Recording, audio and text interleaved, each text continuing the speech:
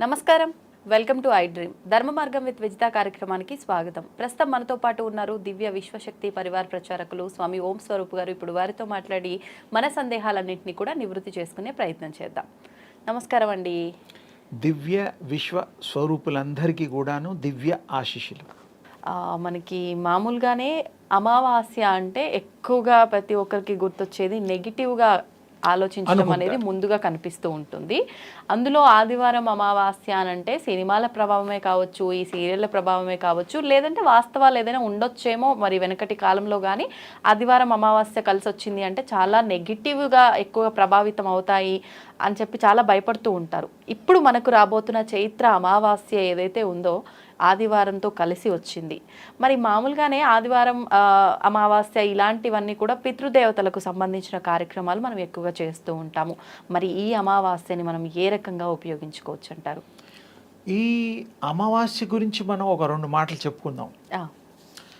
అమావాస్య అంటే చీకటి అనేటువంటిది అందరికీ తెలిసిన ఇది. అవునండి. మన తెలుగు ప్రాంతాల్లో అమావాస్య అంటే కొంతమంది భయపడతారు, కొన్ని శుభకార్యాలు చెయ్యరు. అవును, గృహప్రవేశాలు, ఇంకా రకరకాల బోళ్ళు, వ్యాపారాలు అవి ఇవి. ఇవాళ అమావాస్య వద్దు, మంగళవారం అసలు వద్దు, అష్టమి వద్దు, ఇలా కొన్ని వాళ్ళ భావనలు ఉన్నాయి. మన తెలుగు రాష్ట్రాల్లో కాకుండా వేరే ప్రదేశాల్లో, భారతదేశంలో తమిళనాడులో కానీ, కర్ణాటకలో కానీ, నార్త్లో కానీ అమావాస్య రోజు అత్యంత పవిత్ర దినంగా, రోజుగా వాళ్ళు స్వీకరిస్తారు. ఆ రోజే మంచి పనులు చేస్తారు, ఆ రోజులే కొనుక్కుంటారు, ఆ రోజులే ఫ్లాట్ కానీ, కార్లు కానీ అమావాస్య రోజు స్పెసిఫిక్. ఎందుకు అంటే అమావాస్య రోజు నుండి ఉదయం సూర్యోదయం లాగా ఆ యొక్క కొంచెం దినాభివృద్ధిగా, ప్రవర్ధమానంగా ఆ యొక్క తేజస్సు అంటే చీకటి పోయి వెలుతురు వస్తుంది అని రోజు రోజుకి పెరుగుతూ ఉంటుంది. మరి పౌర్ణమి గురించి చక్కగా, పౌర్ణమి మంచి నిండు పౌర్ణమి, ఆ తర్వాత నుంచి తగ్గుతూ పోతుంది. అవును, పెరుగుట తరుగుట. ఈ ఒక టెక్నిక్ తెలుసుకుంటే అప్పుడు మనం ఈ భావాలన్నింటినీ కట్టేస్తాం. లేదు, ఇది ప్రాక్టికల్గా చూడండి అమ్మా, ఈ 15 రోజులు చూడండి, ఆ 15 రోజులు తెలిసిపోతుంది. అవును. అలాంటప్పుడు మనకి మంచి చేసే దాన్ని మనం మరి అవలంబించాలి, స్వీకరించాలి. మరి తమిళనాడులో, వేరే ప్రాంతాల్లో, నార్త్లో వాళ్ళు అలా స్వీకరిస్తూ నడిచిపోతుంది. మనం ఇలాగే పూర్వీకులు ఇలాగే తీసుకుంటూ మనం ఇలా అలవాటైపోయింది. సరే, దాన్ని ఇప్పుడు ఒకేసారి మార్చలేం, కానీ ఆ విషయాన్ని కనుక మనం అర్థం చేసుకుంటే ఎవరో కొంతమంది అన్నా మార్చుకోవడానికి వీలు కలుగుతుందని దాని విశేషం చెప్పడం జరిగింది. అందుకని అమావాస్య మంచిది. ఆదివారం అనేటువంటిది సూర్యుడికి సంబంధించిన వారం. అంత చెడు జరగకపోవడానికి కూడా వీలుంటుంది. ఒక రకంగా పూర్తిగా చీకట్లో వెలుతురు ప్రసరణ జరిస్తే ఎలా ఉంటుంది? అవును. మరి ఆదివారం సూర్యుడి రోజు కాబట్టి, ఆయన అనుగ్రహంతో ఉండే రోజు కాబట్టి తప్పకుండా దానివల్ల మంచే జరుగుతుంది. మనం ఏమేం కావాలో, ఎవరెవరు ఏ విధంగా వాళ్ళ పూర్వీకులు అనుసరించినటువంటి ఇంటి చిరస్థ అంటాం, అలా చేసుకోవడంలో తప్పు లేదు. ఆనవాయితీ అంటాం. బాగుంది, మంచి పదం. అందుకని అందరికి ఇంకొంచెం లోతుగా పోయి ఆ పదం వాడాను, చిరస్థ అని. అందుకని అవి చేసుకుంటే బాగుంటుంది. దోషాలు కూడా పోగొట్టుకోవచ్చు, పూజలు చేసుకోవచ్చు. మరి అమావాస్య అంటే ఆ రోజున దైవికమైన పూజలు కూడా ఎక్కువ ఉపయోగం, లేదంటే పితృకార్యాలు చేసుకోవచ్చు. పితృకార్యాలు సరే, ఎప్పుడు అది పాత విషయాలే. అది కూడా భగవంతుడి స్వరూపమే.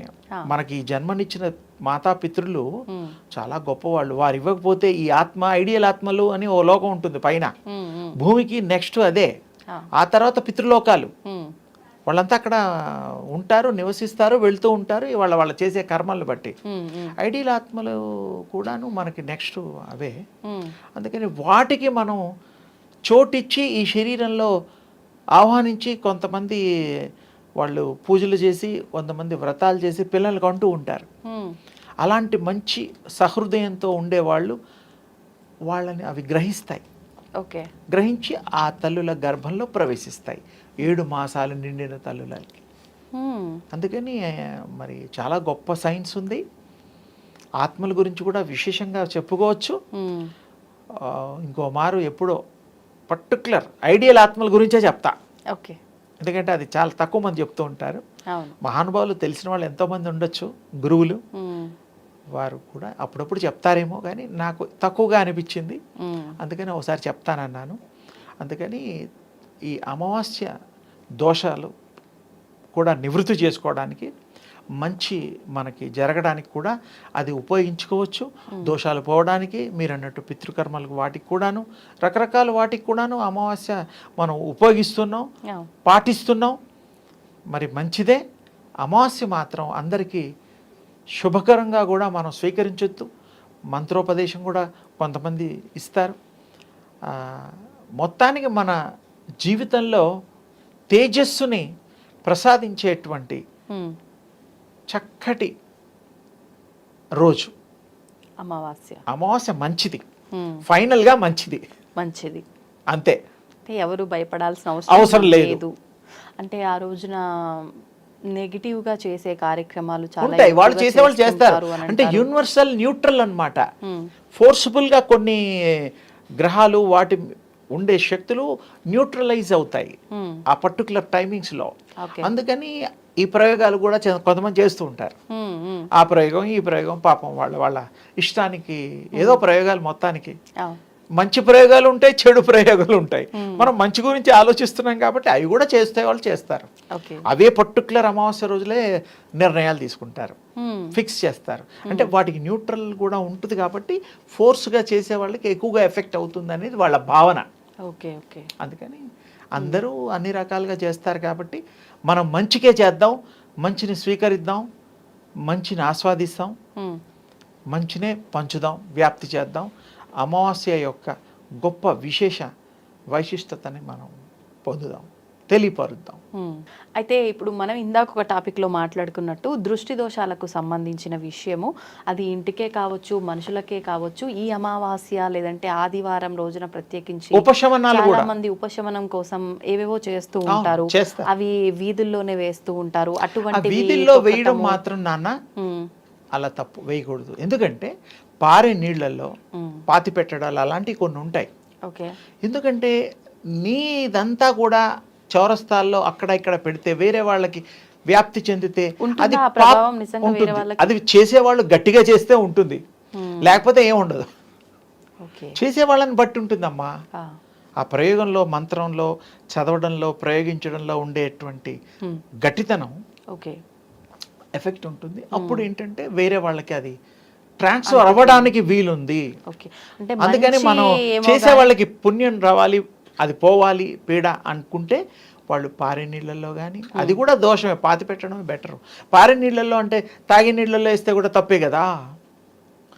పనికిరాని నీళ్ళు ఏదన్నా ఉంటే జలచరాలు ఎన్నో ఉంటాయి, తప్పు. అందుకే చెప్తున్నా, అది పాతి పెట్టడం బెటర్.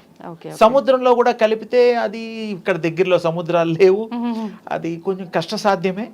మంచి త్రాగునీరులో వేయకూడదమ్మా, పాపం తగులుతుంది. అంటే జనవాసం లేని ప్రదేశాల్లో ఎక్కువగా. ఇంకోటి ఇది కూడా చౌరస్తాల్లో అప్పుడప్పుడు చూస్తూ ఉంటాం, అది కూడా తప్పే. చాలా మంది దిష్టి చేసి ఎర్ర నీళ్ళు అవన్నీ రోడ్డు మీద పోస్తూ ఉంటారు, అది కూడా తప్పే. అంటే నీ చెడుని ఇంకోరికి పోయినా పర్వాలేదు, నువ్వు బాగుండాలి, స్వార్థం కదా, అంతే కదా, అది తప్పు కదా. భగవంతుడు మెచ్చడు కదా. భగవంతుడు ఇతరులకి మంచి చేయమన్నాడు, నీ చెడు తీసుకుపోయి అంటించమనలేదుగా.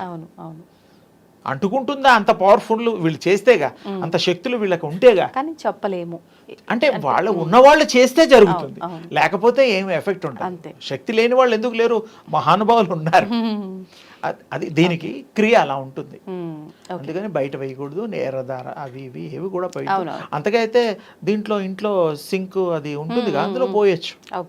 అది ఎవరికి ఇబ్బందులు వెళ్ళిపోతుంది. అవును, డ్రైనేజ్ లో కలిసిపోతుంది కాబట్టి ఎవరు తొక్కరు కాబట్టి అది కూడా సెకండరీయే. అవును, కానీ పొలాలలో కూడా వీధుల్లో వేసి అందరూ తొక్కేటట్టుగా చేసే దాని బదులు మీరు అన్నట్టుగా సింకుల్లో వాష్ బేసిన్ అది అది అది మన బుద్ధి కనబడుతోంది, నువ్వు ఎంత మంచి బుద్ధో ఇతరులకి తెలిసిపోతాం. అసలు మనకి మనమే అద్దంలాగా చూసుకోండి, మనది ఇంకోరికి అంటుకోవాలని రోడ్డు మీద వేయడం తప్పు కదా. తప్పు, చాలా తప్పు. వెహికల్స్ పోవడం, ఏవో రకరకాలుగా మనుషులు దాటొచ్చు, తగలొచ్చు. ఏదైనా వీళ్ళు పవర్ఫుల్గా చేస్తే తప్ప అవి అంత ఎఫెక్టివ్గా ఉండవు. చేసేవాళ్ళు ఉన్నారు, అదే కొంతమంది లేరు. ఏదైనా అది మనకు తెలియదు కాబట్టి మనం ఎదుటి వారిని హాని కలిగించే విధంగా ఉండకపోవటం బెటర్. అది మన సద్బుద్ధికి నిదర్శనము. అలా చేస్తే తప్పు. అదమ్మా. ధన్యవాదాలు అమ్మా. శుభం తల్లి.